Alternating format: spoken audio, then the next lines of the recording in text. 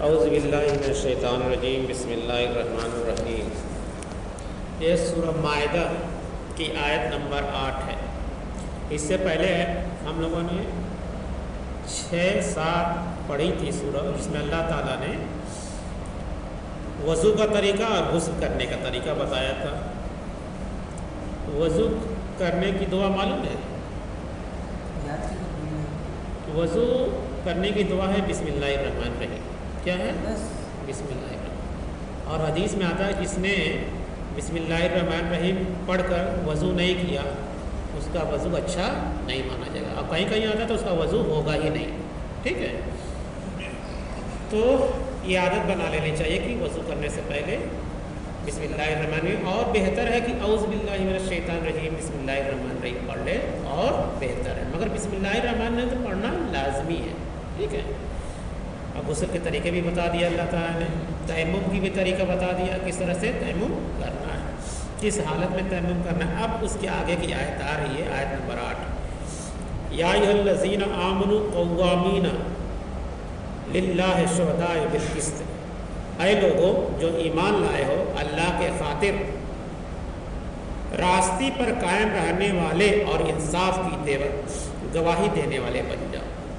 یعنی سب کچھ سکھانے کے بعد اللہ تعالیٰ کہہ رہے ہیں کہ اے لوگوں جو ایمان لائے ہو اللہ کی خاطر راستے پر قائم رہنے والے اور انصاف کی گواہی دینے والے بن جاؤ، یعنی تم انصاف کے علمبردار بن جاؤ، انصاف کے ساتھ کھڑے رہو، جہاں بھی حق کی بات آئے وہاں کہو۔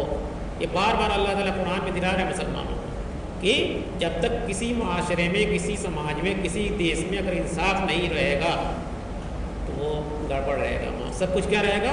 گڑبڑ رہے گا۔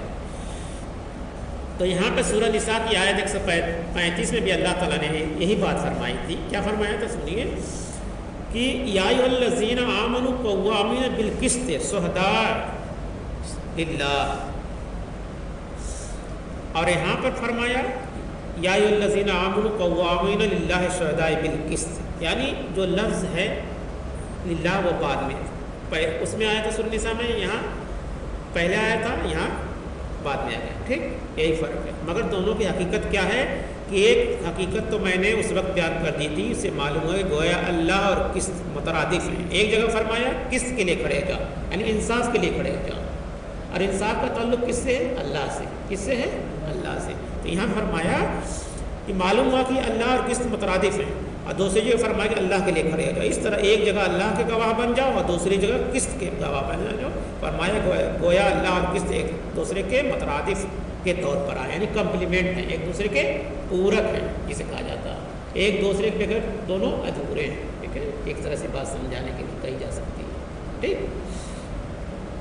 جہاں اللہ ہوگا وہاں پہ انصاف ہوگا، اور جہاں انصاف نہیں ہوگا وہاں، تو یہ موٹی سی بات ہے سمجھنے کے لیے۔ اگر جس معاشرے میں، جس سماج کے اندر انصاف نہیں ہے وہاں سمجھ لیں کہ اللہ کی کوئی حیثیت کچھ نہیں ہے، لوگوں کے اندر اللہ ہے ہی نہیں ہے۔ تو یہی سمجھانے کے اللہ تعالیٰ نے کہا، کیا کہا؟ اے لوگوں جو ایمان لائے ہو اللہ کے خاطر راستے پر قائم رہنے والے اور انصاف کی گواہی دینے والے بن جاؤ۔ اب جو ہے انصاف کیسے ہوگا؟ کیونکہ سماج میں ایک جو ہے پورا دیش مل کے ایک ڈیموکریسی بنایا جسے کہتے ہیں جمہوریت۔ کیا کہتا ہے؟ جمہوریت، لوکتنتر۔ تو لوکتنتر میں سب اپنے اپنے فائدے کے لیے انصاف بنائے ہیں، ٹھیک ہے؟ آج ہندوستان میں دیکھ لیجیے، چاہے کہیں پہ بھی دیکھ لیجیے، جہاں ان کے چہیتوں کے اوپر ظلم ہوتا ہے وہاں انصاف ہو جاتا ہے، اور جہاں دوسری قوم کے اوپر ظلم ہوتا ہے وہاں انصاف نہیں ہوتا۔ جیسے اسرائیل ہے، فلسطین میں ظلم کر رہا ہے، مگر وہی امریکہ جو ہے کیا کرتا ہے؟ وہاں پہ سپورٹ کرتا ہے، اور دوسرے ملک میں ہوتا ہے تو وہاں پہ انصاف کی بات کرتا ہے۔ یعنی دو طرح کا اس کا معیار ہے، اور وہ لوک تنتر کا بڑا سمرتھک ہے، یعنی ڈیموکریسی کا بہت بڑا سمرتھک۔ ایک مثال دینے کے لیے ہمیں یہ بات سمجھا دی جاتی ہے، تو یہ اسی کہتے ہیں، تو اس سے انصاف نہیں کہیں گے، اسے انصاف نہیں کہیں گے، مگر اللہ تعالیٰ نے جو انصاف کی بات بتائی ہے وہ ایک الگ ہٹ کے کیا ہے سنیے، کہ اپنی فطرت اس کے تقاضے کو پورا کرنے کے لیے، عدل قائم کرنے کے لیے کھڑا ہو جائے، مگر اس سے اوپر بھی ایک منزل اور یہ ہے کہ العدل، یعنی اللہ کی ذات ہے جس کا دیا ہوا نظام ہی عادلانہ نظام ہے، یعنی اللہ نے جو طریقہ بتایا ہے وہی عدل ہے، کیا ہے؟ وہی انصاف ہے، اس میں کسی کا حق مارا نہیں جائے گا۔ ہم اس کے بندے ہیں اور وہ وفادار ہیں، لہٰذا اس کے نظام کو قائم کرنا ہمارے ذمے، ہم پر فرض ہے۔ کیا ہے؟ فرض ہے۔ یا کیا فرمایا؟ یا ایھا الذین آمنوا کونوا قوامین للہ شہداء بالقسط، میں اسی بلند تر منزل کا ذکر ہے۔ یہ صرف فطرت انسانی کا تقاضا نہیں بلکہ تمہاری عبدیت کا بھی تقاضا بھی ہے، یعنی عبادت میں بھی یہ شمار ہے، انصاف کرنا۔ کیا کرنا؟ انصاف کرنا۔ اللہ تعالیٰ کے ساتھ وفاداری کے رشتے کا تقاضا ہے کہ پوری قوت کے ساتھ، اپنے تمام تر وسائل کے ساتھ، یعنی جتنی تم کو طاقت ہو، جو اللہ نے تمہارے پاس طاقت دی ہے، جو بھی اسباب و ذرائع میسر ہوں، سب کو جمع کر کے کھڑے ہو جاؤ اللہ کے لیے، یعنی اللہ کے دین کے گواہ بن کر کھڑے ہو جاؤ، اور اس دین میں جو تصور ہے عدل، انصاف اور قسط کا، اس عدل و انصاف اور قسط کو قائم کرنے کے لیے کھڑے ہو جاؤ۔ کیا ہو جاؤ؟ کھڑے ہو۔ جیسے حضور صلی اللہ علیہ وسلم نے کیا کیا؟ عرب میں کیا تھا؟ عورتوں پر ظلم ہوتا تھا۔ کیا ہوتا تھا؟ زندے لڑکیوں کو گاڑ دی جاتی تھی زمین میں، تو اللہ رسول صلی اللہ علیہ وسلم کیا کیا؟ اس سے پہلے آواز بلند کی، کیا کی؟ اس سب سے بڑی برائی وہاں پہ تھی، تو انصاف دلایا۔ کیا دلایا؟ انصاف دلایا۔ آج یہ سب بات کرتے ہیں، جو ان کا لوکتنتر ہے، جو ڈیموکریسی کہتے ہیں، یہ عورتوں کہتے ہیں کہ ہم تمہارے لیے کام کریں گے، مگر یہ اپنی مزہ کے لیے کام کرتے ہیں۔ کیا کرتے ہیں؟ عورتوں کے جسموں سے کھیلنے کے لیے کرتے ہیں۔ اور اللہ کے رسول صلی اللہ علیہ وسلم نے ایک انصاف دلایا۔ کیا دلایا؟ انصاف دلایا، اور آج تک وہ قائم ہے۔ پھر وہ برائی وہاں پہ پھر دوسری بات نہیں بنتی۔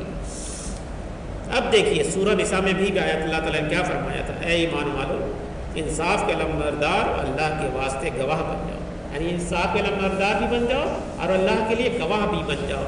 وَلَوْ عَلَىٰ أَنفُسِكُمْ أُولِي الْوَالِدَيْنِ وَالْأَقْرَبَيْنِ، اگرچہ اس کے تمہارے انصاف اور گواہی کے زد میں تمہاری اپنی ذات پر یا تمہارے والدین یا رشتہ داروں پر کیوں نہ پڑتی ہے۔ اگر ہم حق اور انصاف کی بات کر رہے ہیں، اس میں ہمارے رشتہ دار ہی کیوں نہ آتے ہوں، ہمارے ماں باپ ہی کیوں نہیں آتے ہوں، سمجھ رہے ہیں بات؟ تو بھی ہم کو انصاف کے لیے کھڑے ہونا ہے، ہم کو ان کے خلاف گواہی دینا۔ یہ کس کا حکم ہے؟ اللہ کا حکم ہے، یعنی ہمارے اوپر یہ فرض ہے، اگر ہم نے گواہی نہیں دی تو ہم کو پکڑا جائے گا اللہ کے یہاں، اور ہمارے پاس طاقت نہیں رہی اور کسی کا معاملہ ہے ہم نے نہیں سلجھایا تو بھی پکڑا جائے گا معاملہ۔ انصاف سے روکنے والے عوامل میں سے ایک اہم عامل مثبت تعلق یعنی محبت ہے۔ اپنی ذات سے محبت، والدین اور رشتہ داروں وغیرہ کی محبت انسان کو سوچنے پر مجبور کر دیتی ہے کہ اب میں اپنے خلاف کیسے فتویٰ دے دوں، اپنے ہی والدین کے خلاف کیوں پر فیصلہ سنا دوں، سچی گواہی دے کر اپنے عزیز رشتہ دار کو کیسے پھانسی پر چڑھا دوں۔ لہٰذا کہا وَلَوْ عَلَىٰ أَنفُسِكُمْ، فرمایا کہ اس کی نوعیت کی تمام اصلیتوں کی جڑ کاٹ دی گئی۔ یہ بات اگر حق کی ہے، انصاف کی ہے، تو پھر خواہ تمہارے اپنے خلاف ہی کیوں نہ ہو، یعنی اپنے خلاف بھی اگر کوئی بات ہے تو اس کو بھی کہنا پڑے گا، اور تمہارے والدین پر اس کی زد میں کیوں نہ پڑ رہی ہو، یعنی تمہارے والدین ہی، یعنی ماں باپ بہت قریبی رشتہ ہوتا ہے، اللہ اور اس کے رسول کے بعد ماں باپ کا ہی مرتبہ ہے۔ تمہارے عزیز رشتہ دار ہی اسی کاٹ کے شکار کیوں نہیں ہو، اس کا اظہار بغیر کسی مصلحت کے ڈنکے کی چوٹ پر کرنا۔ کیا کرنا ہے؟ ڈنکے کی چوٹ پر، جیسا رسول نے بھی کیا۔ اور کیا کہا؟ ایک عورت تھی اس زمانے میں، اس کا نام بھی فاطمہ تھا، اس نے چوری کی تھی، تو جب مقدمہ پیش ہوا تو اس کا ہاتھ کاٹنے کا، اسی وقت آپ صلی اللہ علیہ وسلم نے فرمایا کہ اے فاطمہ بنت محمد صلی اللہ علیہ وسلم، اگر تم نے بھی چوری کی تو تمہارا بھی ہاتھ کاٹ دیا جائے گا، یعنی اس میں یہ نہیں دیکھا جائے کہ تم کی نبی کی بیٹی ہے، رسول کی۔ اور اسی کو کر کے دکھایا کس نے؟ عمر رضی اللہ عنہ، ان کے بیٹے نے شراب کی رسم میں زنا کا کیس ہو گیا، گواہی ہوئی، ثابت ہو گیا۔ خلیفہ کون تھا؟ بادشاہ کون تھا اس وقت کا؟ عمر رضی اللہ عنہ تھے۔ سزا دی گئی 80 کوڑے کی، کتنے کی؟ 80 یا 100 کوڑے کی، اور کچھ کوڑا بچا ہی تھا، وہ مر گیا، پھر جو کوڑا بچا تھا اس کو قبر پر عمر رضی اللہ عنہ مروا دی۔ کوئی یہ نہیں کہے کہ یہ ان کا بیٹا تھا اور اس کا کوڑا مارا گیا، ٹھیک ہے؟ تو یہ ہوتا اللہ کے رسول نے بتایا اور ان کے ساتھیوں نے کر کے اس کو دکھایا۔ تو ہماری بھی ذمہ داری ہے، ہمارے بھی تو رسول ہیں، ہمارے بھی تو نبی ہیں، تو ہم کو بھی حق کے ساتھ کھڑا ہونا ہے، چاہے کوئی بھی ہو۔ اس سلسلے میں دوسرا عالمی منفی تعلق یعنی کسی فرد یا گروہ کی دشمنی، جس کی وجہ سے انسان حق بات کہنے سے پہلو تہی کر جاتا ہے۔ وہ سوچتا ہے کہ بات تو حق کی، مگر میرا تو دشمن، لہٰذا میں اپنے دشمن کے حق میں آخر کیسے فیصلہ دے دوں۔ پیچھے واقعہ گزر چکا ہے، 2 آدمیوں نے چوری کی تھی، ایک آدمی نے چوری کی تھی، وہ تھا مسلمان کہنے کو مگر تھا منافق، اور اس نے جو چوری کی تھی اور الزام لگا دیا ایک یہودی کے اوپر، فیصلہ گیا حضور صلی اللہ علیہ وسلم کے یہاں فیصلہ کرانے، دونوں معاملہ کیا، چوری کس نے کی تھی؟ منافق مسلمان نے، اور وہ کہہ رہا تھا کہ یہ چوری ہے، سب مسلمان کے لوگ گواہی دے رہے تھے نہیں یہی چور ہے یہودی، مگر اللہ جب بات آئی تو اللہ تعالیٰ نے وحی کے ذریعے بتا دیا اللہ کے رسول صلی اللہ علیہ وسلم کو کہ نہیں چور یہ ہے جو اپنے آپ مسلمان کر رہا ہے، تو اس کو سزا دی گئی۔ اور جب ان لوگوں کو لگا کہ ارے یہ تو معاملہ گڑبڑ، پھر وہ کہا کہ نہیں چلو عمر رضی اللہ کے پاس، عمر رضی اللہ کے پاس گئے تو عمر رضی اللہ کہاں سے آ رہے ہیں؟ تو کہا کہ حضور صلی اللہ علیہ وسلم کے پاس، پھر کہیں سے رکو، گھر میں سے گئے تلوار لے مار دی، اڑا دیا سر، کیوں اڑا دیا؟ ابھی تم اللہ کے رسول کے فیصلے کو تم ہمارے پاس لائے ہو، مطلب اس میں کہ پھر بدل ہو جائے۔ تو پھر عمر رضی اللہ کو ایک احساس ہوا کہ انہیں ایک مسلمان نے قتل کر دیا ہے، اس لیے ان کا بدلہ لیا جائے۔ پھر آیت نازل ہوئی کہ نہیں یہ مسلمان تھا ہی نہیں، کیا تھا؟ یہ منافق تھا، ٹھیک؟ تو اس طرح سے تو وہیں پہ یہ بات کہی گئی ہے کہ اگر ہمارا دشمن ہی ہے، ہمارے اس سے دشمن ہی کیوں نہیں ہو، مگر اگر وہ حق پہ ہے تو ہم کہیں گے کہ یہ صحیح آدمی کیا ہے، یہ چور نہیں ہے، یہ غلط آدمی نہیں ہے۔ تو وہیں پہ بات کہی کہ میرا دشمن ہی، لہٰذا اپنے دشمن کے حق میں آ کر فیصلے دوں۔ تو اللہ تعالیٰ نے کیا فرمایا؟ وَلَا يَجْرِمَنَّكُمْ شَنَآنُ قَوْمٍ عَلَىٰ أَلَّا تَعْدِلُوا، اور کسی قوم کی دشمنی تمہیں اس بات پر آمادہ نہ کر دے کہ تم عدل سے منحرف ہو جاؤ، یعنی پھر جاؤ۔ یعنی اگر دشمن صحیح ہے، کچھ بھلے سے دشمن ہے، اور عدل کے معاملے میں ہم انصاف کی بات کہیں گے، اگر وہ حق پہ ہے تو کہیں گے وہ حق پہ۔ بہت سے واقعہ ایسے ہوئے، مسلمانوں نے ایسا کیا ہے۔ انگریزوں کے وقت میں ایک معاملہ تھا ہمارے علاقے میں، کچھ مسلمانوں نے ایک زمین پر مسجد بنانے کی سوچی، مگر تو انگریزوں تک ہندوؤں نے کہا نہیں ہے ہماری زمین ہے، معاملہ پھنس گیا۔ پھر انگریز حاکم آیا تو ایک بزرگ آدمی تھے اسی معاشرے میں، تو اسے کہا گیا کہ بھائی آپ بتا دو، تو ان لوگوں سے کہا کہ تم ایک آدمی کو چن کے لاؤ جس کو دونوں آدمی کہیں گے یہ بات بھی صحیح بولا۔ اس نے کہا ٹھیک ہے، ایک آدمی بلایا گیا، وہ مسلم ہی تھا۔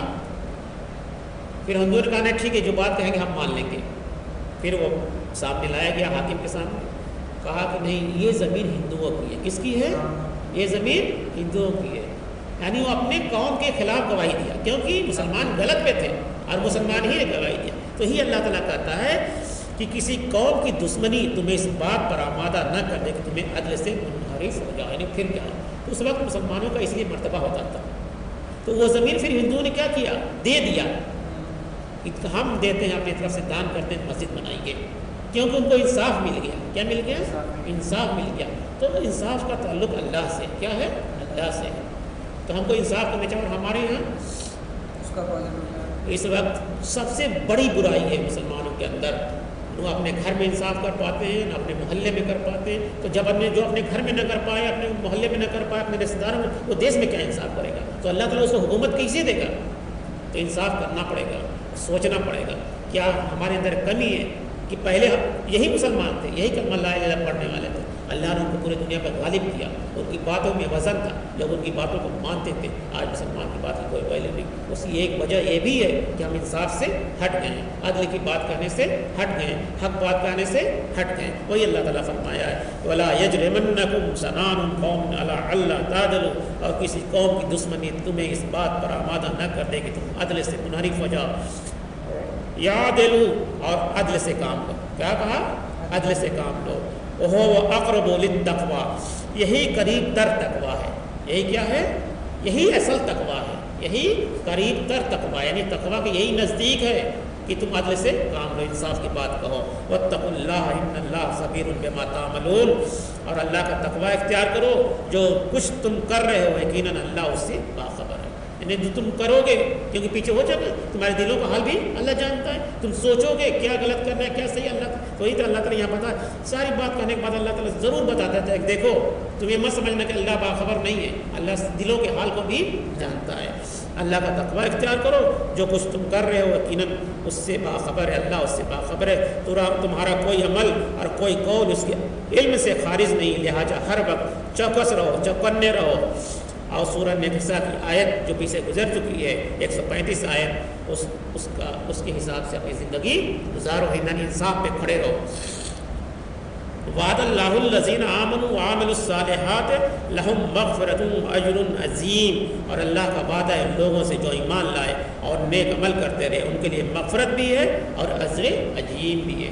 نیک عمل مطلب انصاف پہ قائم ہے، یہاں پہ جو بات نیک عمل ہے یعنی انصاف پہ قائم رہے، اللہ اور اس کے رسول پر ایمان لائے۔ تو اللہ کا وعدہ ہے کیا ہے کہ ایسے لوگوں کے لیے اللہ کا وعدہ ہے جو عدل کے یعنی انصاف کی گواہ بن کے کھڑے رہیں گے، ان کے لیے کیا ہے، ان کے لیے مغفرت ہے، یعنی چھوٹی موٹی گناہوں کو اللہ تعالیٰ ان کو معاف بھی کر دے گا، اور ان کے بڑی اجر ہے، بڑا عظیم نعمت اللہ تعالیٰ دے گا۔ وَلِلَّذِينَ كَفَرُوا وَكَذَّبُوا بِآيَاتِنَا أُولَٰئِكَ أَصْحَابُ الْجَحِيمِ، اور جنہوں نے انکار کیا ہمارے آیت کو جھٹلایا وہی لوگ جہنم والے ہیں۔ یعنی جن لوگوں نے کیا کیا، اس آیت کو جھٹلایا، اس آیت کو جاننے کے بعد بھی اس آیت کو جھٹلایا، وہی لوگ جہنمی ہیں۔ کیا ہیں؟ وہی لوگ جہنمی ہیں۔ یا ایھا الذین آمنوا اذکروا نعمت اللہ علیکم اذ ہم قوم ان یبسطوا الیکم ایدیہم، اے اہل ایمان ذرا یاد کرو اللہ کے اس انعام کو جو اس نے تم پر کیا جب ارادہ کیا تھا ایک قوم نے تمہارے خلاف اپنے ہاتھ بڑھائیں، فکف ایدیہم عنکم، تو اللہ تعالیٰ نے ان کے ہاتھوں کو روک دیا تم سے۔ یہ غزوہ احزاب کی بات ہے کہ ابھی کفار میں بہت سے لوگ بیچ و تاب کھا رہے تھے، بعید نہیں تھا کہ دوبارہ مہم جوئی کرتے، لیکن اللہ تعالیٰ نے ایسے حالات پیدا کر دیے کہ دلوں میں ایسا روب ڈال دیا کہ دوبارہ لشکر کسی کی جرأت نہ کر سکے۔ اور اس صورتحال کا ذکر اللہ تعالیٰ یہاں پر انعام کے طور پر کر رہا ہے کہ جب کفار نے ارادہ کیا تھا تم پر درازی کریں، یعنی تم پر چڑھائی کریں، تمہارے اوپر زیادتی کرنے کے لیے، تم پر فوج کشی کے لیے اقدام کریں، اس خاص طور پر اشارہ صلح حدیبیہ کی طرف ہے۔ اس وقت بھی قریش کی لڑائی سے بےتاب ہو رہے ہیں تو ان کے نوجوانوں کا پھول کھول رہا تھا، بالآخر انہیں اس حقیقت کا اوراق ادراک ہو گیا، اب ہم مسلمانوں کا مقابلہ نہیں کر سکتے۔ یہ روب کس نے ڈالا؟ اللہ ہی نے ڈالا ان کے دلوں میں، کہ کافروں کے دلوں میں، یعنی جو مکہ کے کافر تھے کہ ہم مسلمانوں کا مقابلہ، تو وہیں پہ اللہ تعالیٰ بات کرتا ہے کہ اے اہل ایمان ذرا یاد کرو کہ اس انعام کو جو اس نے تم پر کیا جب ارادہ کیا تھا ایک قوم نے تمہارے خلاف اپنے ہاتھ بڑھائیں، یعنی چڑھائی کریں، تو اللہ تعالیٰ نے ان کے ہاتھوں کو روک دیا تم سے۔ تو یہ انعام تھا اللہ کا، کیا تھا؟ انعام تھا، اسے تو انعام کہتے ہیں۔ گویا اللہ تعالیٰ نے ان کے دلوں میں روب ڈال دیا اور ان کے ہاتھوں کو مسلمان کے خلاف اپنے سے روک دیا۔ واتقوا اللہ وعلی اللہ فلیتوکل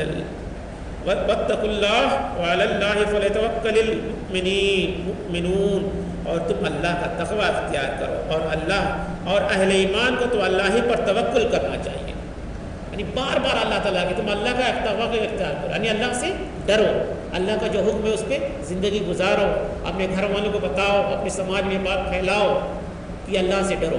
کیا کرو؟ اللہ سے ڈرو، اور اہل ایمان کو تو اللہ پر توکل، یعنی جو کچھ بھی بھروسہ ہونا چاہیے، جو کچھ توکل ہونا چاہیے وہ اللہ ہی سے ہونا چاہیے کہ سب ذات ہے اللہ ہی کی کرنے ہے۔ وہ تو عز من تشاء و تو ذل من تشاء، وہی عزت دینے والا ہے، وہی ذلت دینے والا ہے۔ اگر ہم اس آیت پہ چلتے ہیں، اس کے احکام کو مانتے ہیں تو ہم کو عزت دے گا، نہیں تو ذلت ہی ہے، پھر کوئی عزت بھی نہیں دے پائے گا، یہ بھی جان لیجیے۔ اس لیے توکل، جو بھروسہ، جو امید رکھنی ہے، کس سے رکھنی ہے؟ اللہ سے رکھنی ہے۔ اللہ تعالیٰ سے دعا ہے کہ ہم لوگوں کو اس آیت پر عمل کرنے اور اپنے گھر والوں کو اس آیت پر عمل کرنے کی توفیق عطا فرمائے۔ آمین ثم آمین۔ سبحان اللہ وبحمدہ، سبحان اللہ وبحمدہ، نشہد ان لا الہ الا اللہ ونستغفرک ونتوب الیک۔ سبحان ربک رب العزۃ عما یصفون وسلام علی المرسلین والحمد للہ رب العالمین۔